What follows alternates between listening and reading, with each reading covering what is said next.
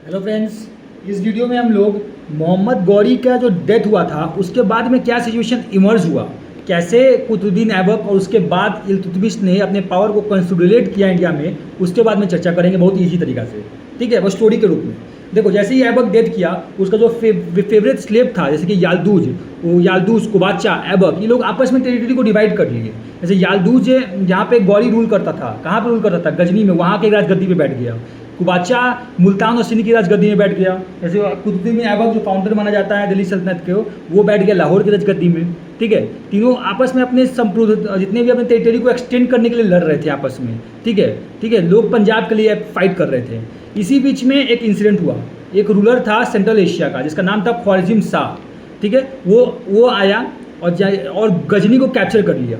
गजनी को कैप्चर किया, वहाँ पे कौन रूल कर रहा था? याल्दूज रूल कर रहा था। ठीक है, याल्दूज रूल कर रहा था। कैप्चर तो कर लिया पर लेकिन वो अपने पावर को कंसोलिडेट नहीं कर पाया। क्यों नहीं कर पाया? क्योंकि मंगोल्स के चंगेज़ खान ने एक ट्रेडर को प्रोटेक्शन दिया था कि तुम यहाँ पे ट्रेड कर सकते हो आपस में जैसा चाहोगे, लेकिन उसी ट्रेडर्स को ख्वारिज़म शाह ने मार दिया था। तो मंगोल चंगेज़ खान का डायरेक्ट ध्यान उस ख्वारिज़म शाह पे था, तो वो वहाँ पे पावर को कंसोलिडेट नहीं कर पाया क्योंकि डायरेक्ट थ्रेट था वहाँ पे। इसलिए ख्वारिज़म शाह जो था चंगेज़ खान से डर के अपना जो होम कंट्री भी था ट्रांजॉक्शनिया, उसको छोड़ के वेस्ट समरकंद में फ्लेड कर गया। पर लेकिन जो ख्वारिज़म शाह का बेटा था जिसका नाम था जलालुद्दीन मंगा बरानी, उसने रजिस्ट किया गुरो गजनी में चंगेज़ खान का। लेकिन चंगेज़ खान तो भाई चंगेज़ खान है, कौन नहीं जानता है उसको। चंगेज़ खान ने जलालुद्दीन मंगा बरानी को हरा दिया और हारने के बाद जलालुद्दीन मंगा बरानी, उसका बेटा भी वहाँ से फ्लेड कर गया, इंडस को क्रॉस करके इंडिया में आ गया। ठीक है, यहाँ से इस स्टोरी को स्विच करते हैं और आगे बढ़ते हैं। जैसे ही पता चला, जैसे कि मैंने आपको पहले ही बताया था कि गजनी पे जो रूल कर रहा था याल्दूज, उसका राजगद्दी किसने लिया था? ख्वारिज़म शाह ने लिया था। याल्दूज की भी तो राजगद्दी गई, वो भी तो किसी न किसी की राजगद्दी को लेगा, तो उसने जाके लाहौर पे कब्जा कर लिया। और लाहौर पे कौन रूल कर रहा था? कुबाचा रूल कर रहा था। ठीक है, जैसे ही याल्दूज ने लाहौर को कैप्चर किया, वैसे ही लेटर भेजा कुतुबुद्दीन ऐबक को। ठीक है, कि मुझे वो सारी टेरिटरी चाहिए जिसने गौरी ने कैप्चर किया था। तो बहुत मुश्किल की बात है, क्यों कोई देगा किसी का टेरिटरी यार? तो ये लोग आपस में लड़ाई होने लगा जिसमें याल्दूज की इम्प्रिजन किया गया, बाद में उसको मार दिया गया। ठीक है, सबसे बड़ा थ्रेट था याल्दूज। ठीक है, मतलब यूनिफिकेशन का, दिल्ली सल्तनत के इस्टेब्लिशमेंट का और कंसोलिडेशन का एक तरह से ख़त्म हो गया। फिर दूसरा बचा था कुबाचा।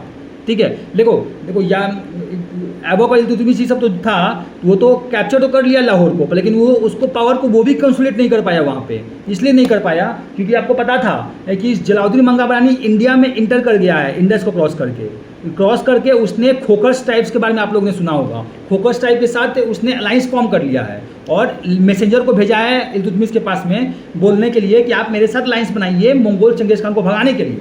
लेकिन याद रखो भाई, कोई भी दिल्ली सल्तनत का शुरुआती रूलर ना कभी भी मंगोल से डायरेक्ट थ्रेट ले ही नहीं सकता था, इतना वो लोग मजबूत थे। वो लोग हमेशा उससे बचने की कोशिश किए हैं। इसलिए उसने डिप्लोमेटिक टैक्टिक्स खेला और उसने सिंपली बोल दिया, नहीं भाई मैं इतना पागल नहीं हूँ, मैं नहीं आ सकता आपके पास में। ठीक है, मैं नहीं अपना सेना भेज सकता। ठीक है, और साथ ही साथ एक बड़ा सेना को वहाँ पे ले गया जलालुद्दीन मंगा बरानी के पास। जलालुद्दीन मंगा बरानी ने देख लिया कितना बड़ा सेना आ रहा है, तो वहाँ से वो देख के वहाँ से भाग गया वहाँ से देख के भाग गया। भागने के बाद जलालुद्दीन मंगा बरानी कहाँ गया, ये सोचने वाली बात है। वहाँ से भागने के बाद वो सीधा मुल्तान पहुँच गया। उसका इफेक्ट देखो क्या हुआ। मुल्तान में तो पहुँच गया, लेकिन मुल्तान में रूल कौन कर रहा था भाई? ये तुमको पहले ही बताया कि मुल्तान में कुबाचा ने अपना राजगद्दी बैठाया है। अब कुबाचा को हरा दिया, कुबाचा के राजगद्दी गया। इसे क्या पता चलता है कि जो जलालुद्दीन मंगा बरानी का इनकर्जन हुआ है इंडिया में, उसका डायरेक्ट रिजल्ट ये निकल के आता है कि कुबाचा खान का इंडिया में पोजीशन वीक हो गया है। ठीक है, इससे और क्या पता चलता है कि जो यूनिफिकेशन और कंसोलिडेशन में बाधक था दिल्ली सल्तनत का, जिसका नाम याल्दूज था, कुबाचा खान था, उसका थ्रेट पूरी तरह से खत्म हो गया है। अब कंसोलिडेशन की बारी आ चुकी है दिल्ली सल्तनत की, जिसको फर्स्ट फेज ऑफ कंसोलिडेशन कहते हैं। ठीक है, आगे चल के देखते हैं कि जो 1224 में जलालुद्दीन मंगा बरानी भी इंडिया से भाग गया। 1227 में देखते हैं कि हम लोग चंगेज़ खान की भी मृत्यु हो गई, जिसके कारण दिल्ली सल्तनत के रूलर था उसको समय मिला अपने पावर को कंसोलिडेट करने का। जैसे ही चंगेज़ खान की मृत्यु हुई, इल्तुतमिश को मौका मिल गया। इल्तुतमिश ने सीधे चढ़ाई कर दिया मुल्तान पे चढ़ाई कर दिया। और मुल्तान में तो रूलर था ही, वो था ही वहाँ पे अपना बैठाया था। उसने कुबाचा खान को डिफीट कर दिया। कुबाचा खान वहाँ से डर के मारे भाग गया। कुबाचा खान भाग के बखर चला गया, लेकिन इल्तुतमिश ने यहाँ भी पीछा नहीं छोड़ा, वो बखर तक उसको दौड़ा के लेके गया। बखर तक गया, दुरा के ले गया। इतना वो डर गया कुवाचा खान कि उसने अपनी जान दे दी। जिस इंडस को क्रॉस करके वो यहाँ पे आया था इंडिया में, जो इंडस रिवर को, में ही वो अपने आप को ड्रोन कर लिया।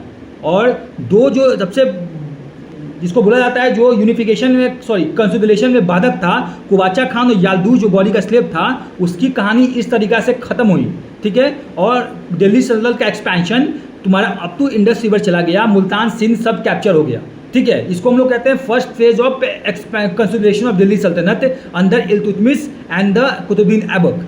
Thank you.